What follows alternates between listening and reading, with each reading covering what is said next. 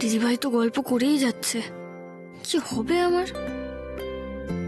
আবার সৌমেন স্যারের ক্লাস আছে, পড়া পারলে ওনার রাগটা একটু কমতো, কিন্তু এখন তো যেটা বলছিলাম আমি। ও মা, আমার খুব ঘুম পেয়েছে, চলো না এবার শুয়ে পড়ি। তো তুই ঘুমো না, তোকে কে না করেছে? তুই ঘুমিয়ে পড়। আর তোমরা বুঝে এখন আলো জ্বালিয়ে গল্প করবে, আমার তো ঘুমই আসবে না। দেখেছো কি জ্বালা, জ্বালানোর জন্য নিশ্চিন্তে একটু আড্ডাও দিতে পারবো না। কি করবে বলো দিদিভাই, বেচারা সারাদিন স্কুল করেছে, হোমওয়ার্ক করেছে, তাই টায়ার্ড হয়ে পড়েছে। তা হয়তো হয়েছে, তাহলে শুয়েই পড়ি। ভাবলাম একটু মনের সুখে গল্প করব, তা না, শুয়ে পড়ো তাহলে। আমি লাইটটা অফ করে দিয়ে আসি। উফ,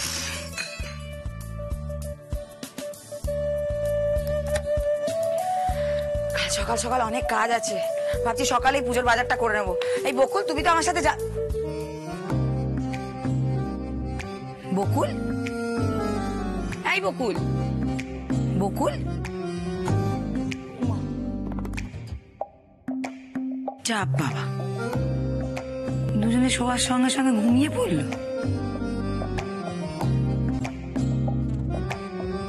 অবশ্য বকুলও তো সারাদিন কলেজ করেছে, তাই টায়ার্ড। না অদিতি, তুইও ঘুমিয়ে পড়।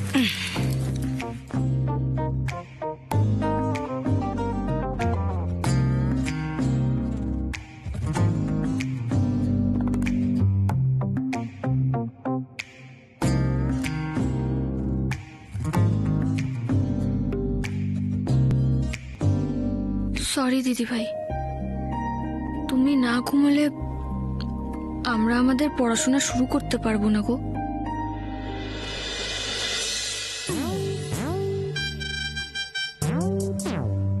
অদিতি ঘরে না থাকলে এই এক সুবিধা, যা খুশি ইচ্ছে তাই খা।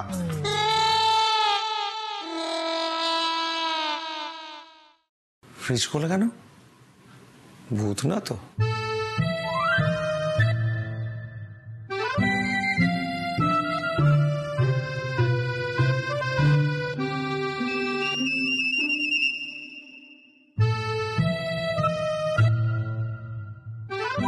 তুমি তুমি এখানে কি করছো?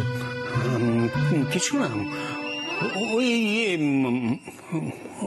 রসগোল্লা। মা হাটে পাইনি তো, দেখো। ঠিক আছে, আমি রেখে দিচ্ছি। আরে না রে বাবা, কেন? একটা খেলে কিছু হবে না। খাই বল। আরে হ্যাঁ রে বাবা, একটা খেলে কিছু হবে না। না না, খাও।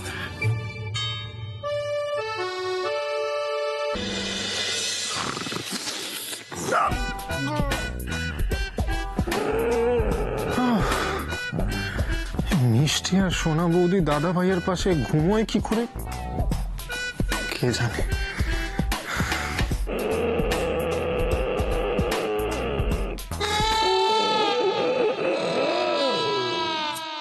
গো, ওয়েন্ট, গন। গো মানে হলো যাওয়া, যেমন আই গো টু স্কুল। এটা হলো প্রেজেন্ট টেন্সের এক্সাম্পল। আমি স্কুলে যাই, আমি স্কুলে গিয়েছিলাম। এটা কি হবে বলো তো?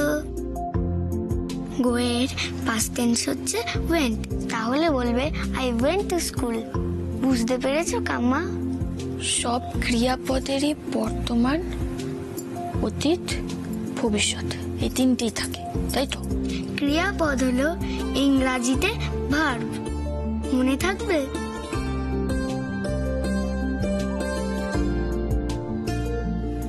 থাকবে। গো এর পাস্ট পার্টিসিপল হলো গন। এর সঙ্গে হ্যাভ বা হ্যাজ বা হ্যাড বসবে।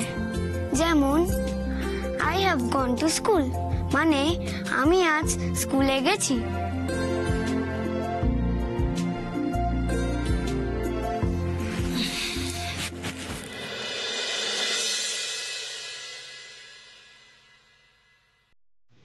মিষ্টি, মিষ্টি,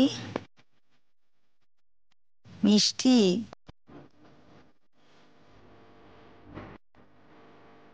মিষ্টি। মা চুপ। আই মিষ্টি।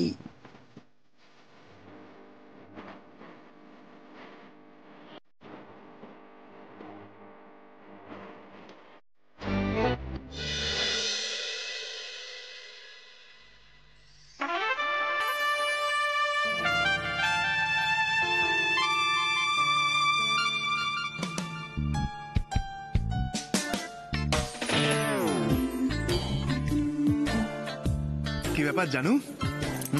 সকাল সকাল শাড়ি উল্টে পাল্টে দেখছো, সাজুগুজু করছো, কি প্ল্যান?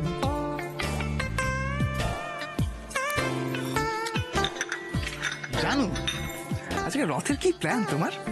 আমার সাথে ঘুরতে বেরোবে নাকি? না গো, আজকে আমার হবে না।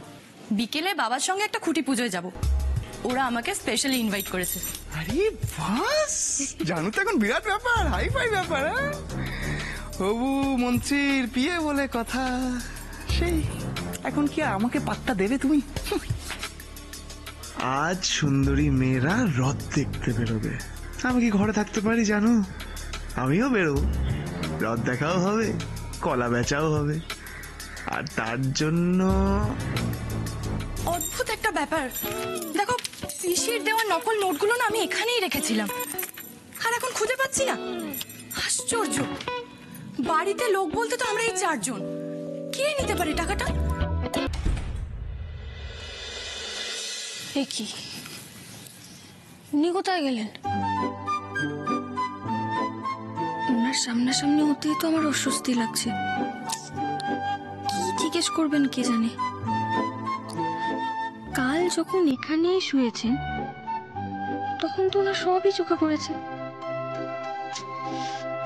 জানতে চাইলে কি উত্তর দেব ওনাকে? কাকে খুঁজছেন? ও, আপনি উঠে পড়েছেন? মানে আমি তো আপনাকেই ডাকতে এসেছিলাম। কেন?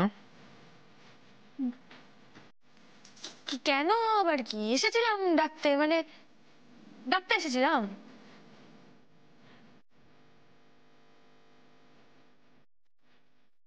সর্বনাশ, ড্রয়ারে তো ওই খাতাটা রেখেছি। ডাকতে এসেছিলাম কারণ আমাদের ওই একটু পরে গঙ্গায় যেতে হবে না, গঙ্গা মাটি আনতে, ওই জন্য।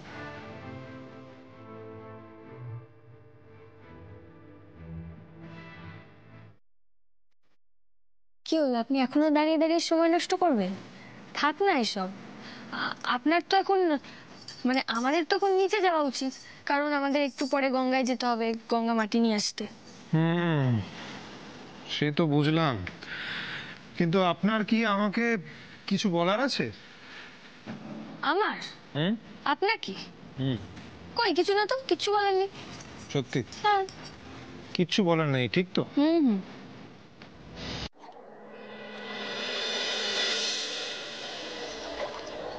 জানেন, আমি প্রত্যেকবার যখন রথের মেলায় বেরোবো বলে ঠিক করতাম, প্রত্যেকবার আমাদের বারাসাতে কি বৃষ্টি কি বৃষ্টি, বাবারে বাবা। তাই? হ্যাঁ, মাটা আমি বারণ করতো তো বেরোতে, কিন্তু আমি শুনবো না। এবারে দেখুন, মানে রথের দিন মানে বৃষ্টি না হলে চলবেই না। বৃষ্টি তো হবেই। ঠিক আছে ঠিক আছে, আপনি এখানটায় দাঁড়ান, আমি ওখান থেকে গঙ্গা মাটি নিয়ে আসছি, ঠিক আছে? আপনি কিন্তু জলে নামবেন না। দূরেই যদি দাঁড়াতে হয় তাহলে এলাম কেন এত দূর? ও, এখান থেকেও তো গঙ্গাটা কি সুন্দর দেখা যাচ্ছে। আপনি না এখানটাতে দাঁড়িয়ে প্রাকৃতিক শোভাটা উপভোগ করুন, আমি যাবো আর আসবো। আপনি কিন্তু জলে গেলে আমার চিন্তা হবে। কি বললেন? আপনি আমাকে নিয়ে চিন্তা করেন? মানে আপনি ভাবেন আমার কথা, নাকি সবটাই করেন আমাদের বাড়ির লোকের মন রাখার জন্য? স্পষ্ট করে বলুন, আমি কিছু মনে করব না। চলুন, আমিও যাব আপনার সঙ্গে। প্লিজ দেখুন, আমি মাকে কথা দিয়ে এসেছি, যতক্ষণ না আপনাকে সুস্থভাবে বাড়ি পৌঁছিয়ে দেবো ততক্ষণ আপনার সব দায়িত্ব আমার, প্লিজ।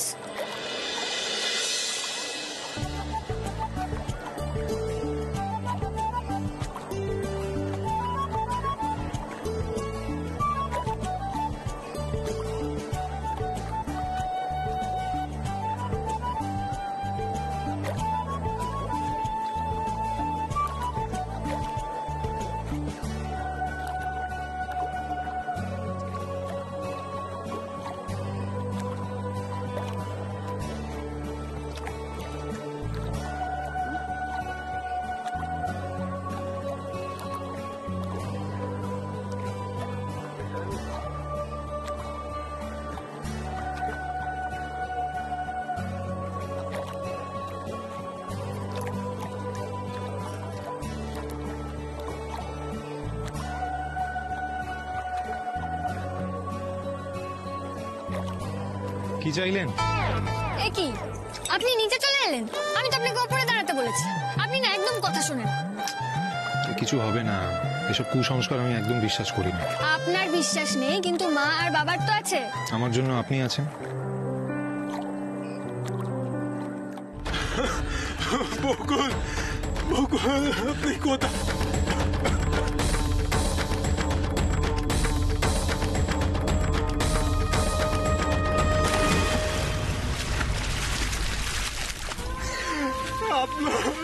বকুল, আমার সব বিপদে আপনি আমার পাশে ছিলেন, কিন্তু আপনার বিপদে আমি আপনার পাশে থাকতে পারলাম না।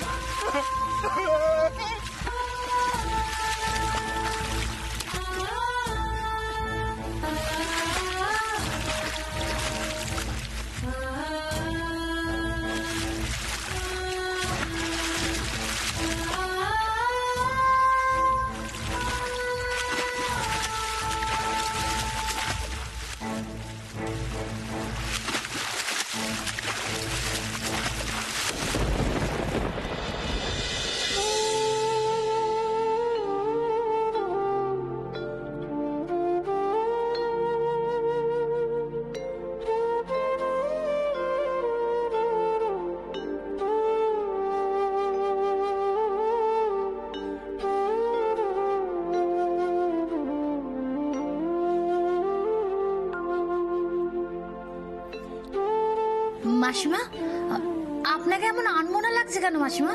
কিছু ভাবছেন? ওই বকুলটার জন্য মনটা বড় অস্থির অস্থির লাগছে। আর যদি পুজোয় কোনো ত্রুটি হয়ে যায় তাহলে ক্ষমা করে দিও ঠাকুর, দোষ নিও না।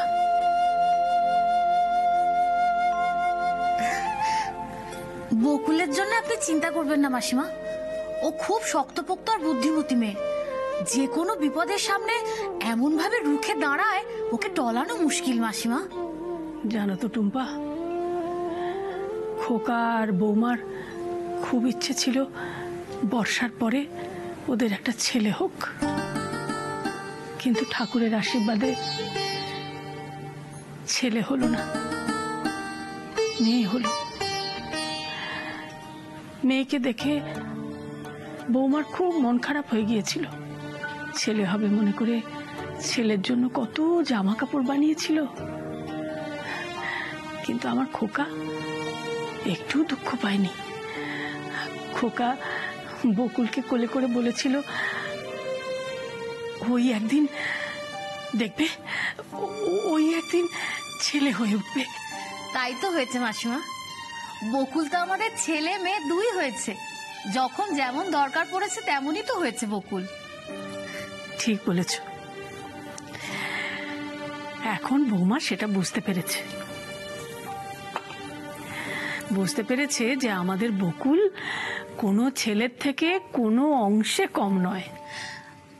বকুল যখন একটু বড় হলো, মানে দাদা চলে যাবার পর, ওর হাব ভাব যেন হঠাৎ করে কেমন বদলে গেল। ছোট ছোট করে চুল কাটা, প্যান্ট শার্ট পরে ঘুরে বেড়ায়, বাইক চালিয়ে বেড়ায়, একে ওকে তাকে শাসায়। তখন কি ওকে দেখে আমিও ভুল বুঝিনি মাসিমা? বকুলকে দেখে না খুব রাগ হতো আমার। আসলে তখন তো আপনাদের বাড়িতে এরকম যাতায়াত ছিল না, আপনার জামাই পছন্দ করতো না। তখন বকুলকে দেখতাম আর ভাবতাম, অনিমেষ তার মেয়ে হয়ে কিরকম ভাবে ঘরের খেয়ে বোনের মোষ তাড়িয়ে বেড়াচ্ছে। ধীরে ধীরে যত বকুলকে দেখেছি তত বুঝেছি বকুল অন্যদের মতো নয়, সবার থেকে আলাদা। এ জন্মে তো আর মা হওয়া হলো না, পরের জন্মে যেন বকুলকে পেটে ধরতে পারি।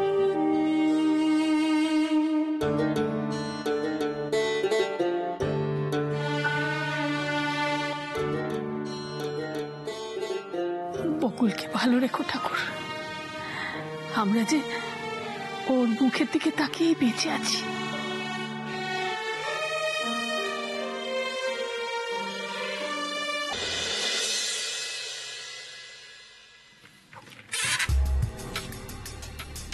সেজে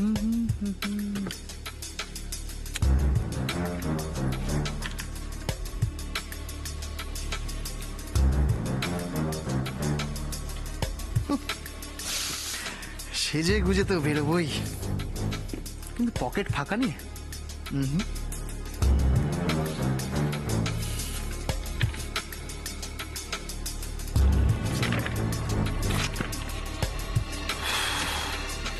ভগবান, কি কক্ষণে যে বর্ষাকে আমার বউ করে পাঠালে, এ তো বউ নয়, যেন দারোগা।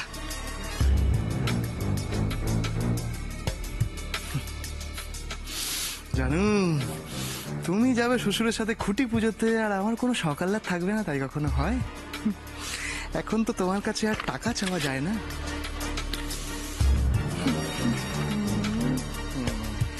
মা গঙ্গা বুকে টেনে নিয়েও ফিরিয়ে দিয়েছেন, নবজন্ম হয়েছে। আপনাদের পুজো খুব ভালো হবে। এই নিন, এই গঙ্গা মাটিটা বোধহয় আপনাদেরই। এই নিন।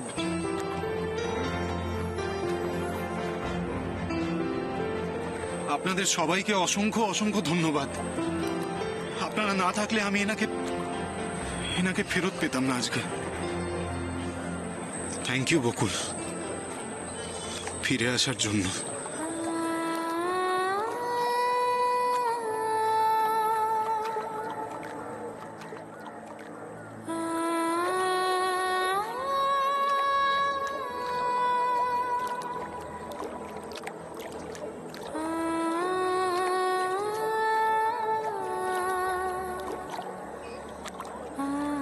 চলুন, হাতটা ধরুন।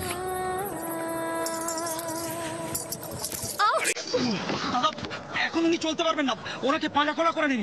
সাবধানে নিয়ে যান, খুব বাঁচা বেঁচে গেছেন আপনারা। একেবারে উপর থেকে জুটি বানিয়ে পাঠিয়েছে ভগবান, না তো এমন গভীর জল, এমন স্রোত, সেখান থেকে বেঁচে ফিরতেন না আপনারা। আপনারা সত্যিই ভাগ্যবান। আমাকে একটু সাহায্য করুন, আমি নিজেই যেতে পারবো। সরি, আপনার কথা আমি এখন শুনতে পাচ্ছি না, এটা ধরুন।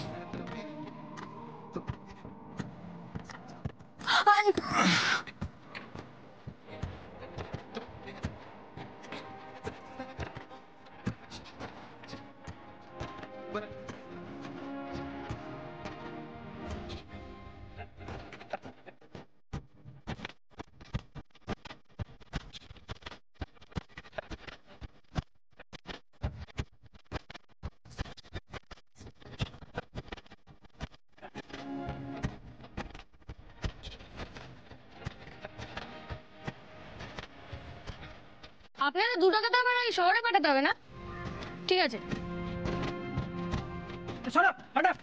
এমন সাইজটা করেছে না, মানে ব্যাটারা এই এলাকার নাম শুনলে দেখবি আটকে উঠবে।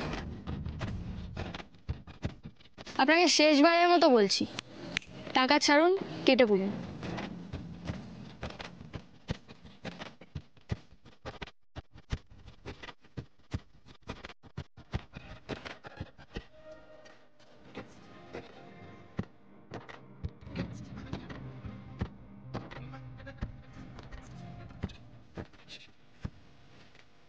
বাবা যেই সিদ্ধান্ত নিক না কেন, ওই মস্তান গুন্ডা মেয়ের সঙ্গে আমি বিয়ে করব না।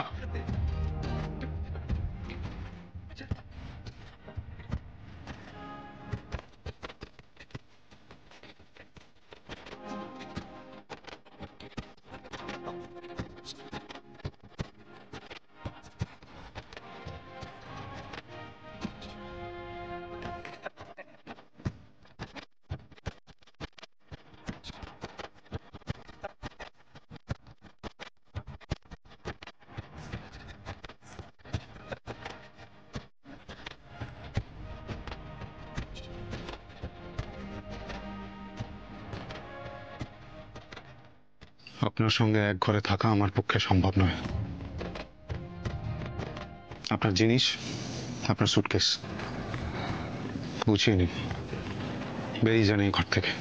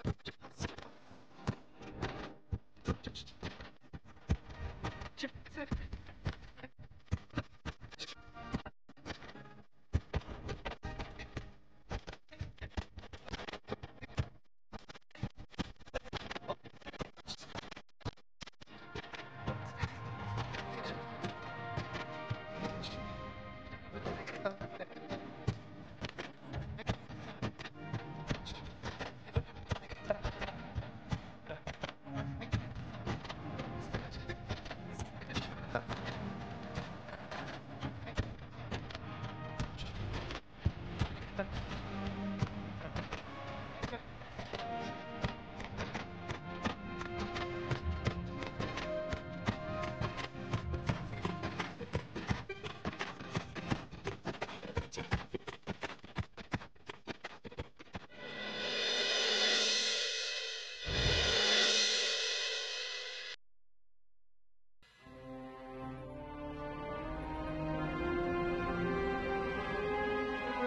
কেউ একটা অ্যাম্বুলেন্স ডাকুন না, আমার ফোন কাজ করছে না। অ্যাম্বুলেন্স! আরে দাদা, অ্যাম্বুলেন্স ডাকতে ডাকতে তো আপনার বউ শেষ হয়ে যাবে। আপনি তাড়াতাড়ি করে পেটে চাপ দিয়ে আগে জলটা বের করুন। এখনো বেঁচে আছে, তাড়াতাড়ি করুন দাদা, তাড়াতাড়ি করুন।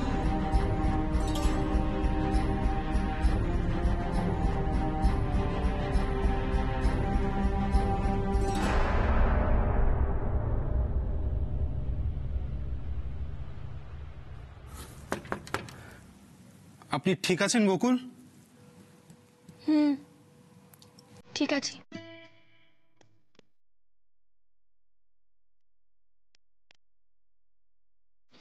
বকুল, সোনা বৌদিকে একটু ডেকে দেবো আমি?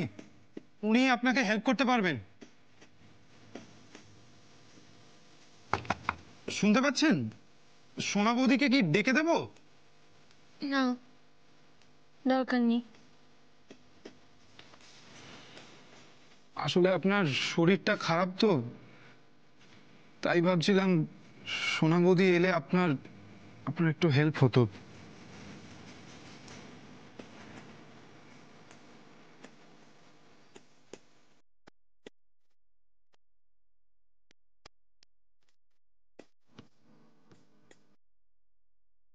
শাড়িটা দিন তো।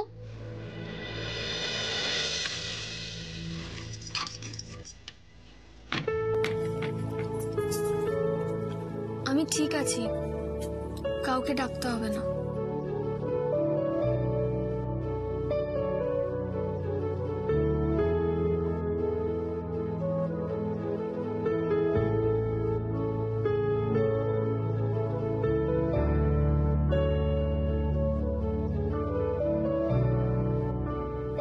আপনার এই অবস্থার জন্য একমাত্র আমি দায়ী বকুল। আপনার যদি কিছু হয়ে যেত তাহলে তো আমি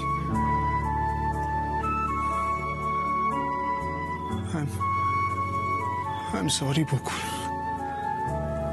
দেখো এসা, আর যদি তোমাদের বাড়িতে আমি না যাই তাহলে কিন্তু সবার সন্দেহটা আরো বেড়ে যাবে। প্রশ্নদি তো ভাববে ভয় পেয়ে আমি তোমাদের বাড়িতে যাইনি।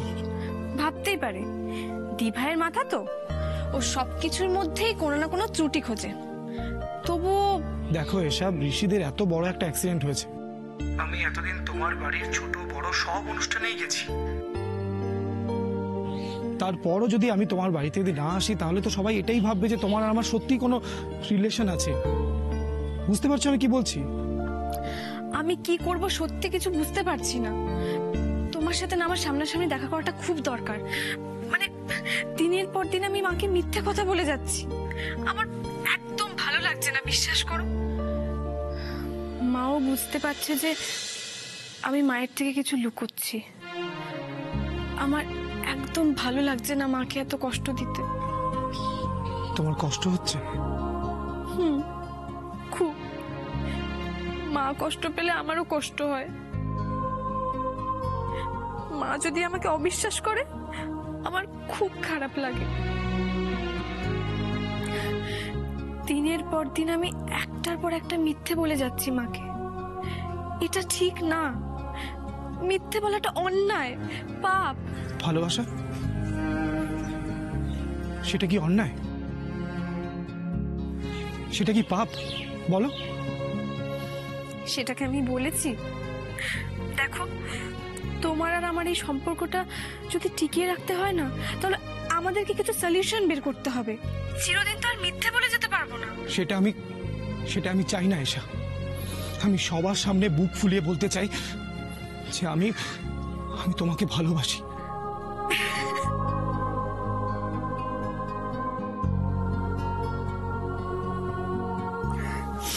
বুঝেছি, আর সেই জন্যই তো বলছি তোমার সাথে আমার সামনাসামনি দেখা করা দরকার।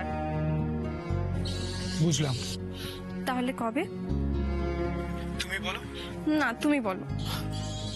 না, সিরিয়াসলি তুমি যদি বলো কাল, তাহলে কালকে?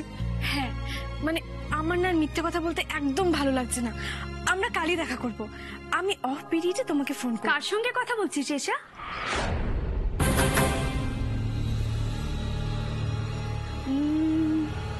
গেস করি। ভুল বললে না হয় তুই বলিস। দীপ। ঠিক বলেছি না?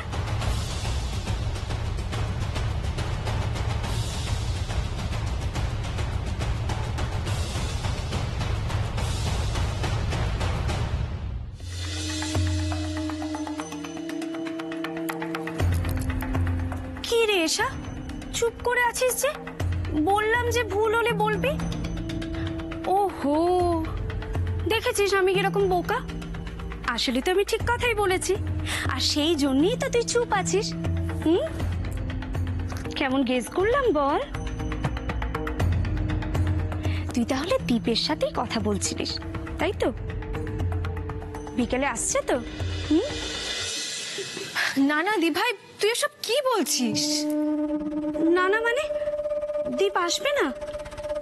তোর কি হবে এসা? প্লিজ দি ভাই, তুই কেন এসব আজে বাজে কথা বলছিস? আমি পিয়ালির সাথে কথা বলছিলাম। পিয়ালি? তাই বুঝি?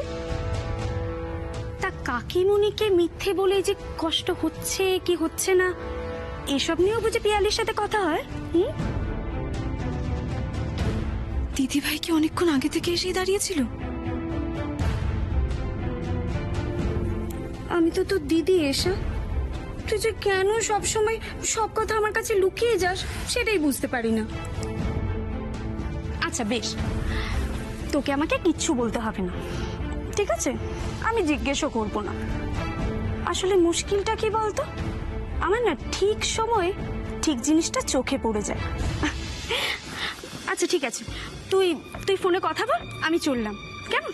দি ভাই, তুই কিন্তু আমাকে ভুল বুঝছিস। আমি সত্যি পিয়ালির সাথে কথা বলছিলাম, বিশ্বাস কর। তুই কিন্তু মাকে অন্য কিছু বলে ভুল বোঝাস না। বলবো না। দে তো ফোনটা, দেখি কেমন পিয়ালির সাথে কথা বলছিলিস। দে।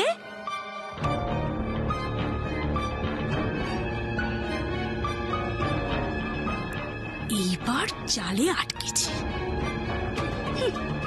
আমার সঙ্গে চালাকি। বিশেষ করে অদিতি, ওই দৃশ্যটা ভাবলে আমার এখন হাত পা ঠান্ডা হয়ে যাচ্ছে। আর একটু হলে আজ আমি আমার ছেলেটাকে হারাতাম। তুমি এরকম করে কেন বলছো মা? তুমি সারা জীবন এরকম ভয় ভয় থাকা যায় বলতো? আর কবে, আর কি করে কাটবে আমার ঋষিতেই পাড়া?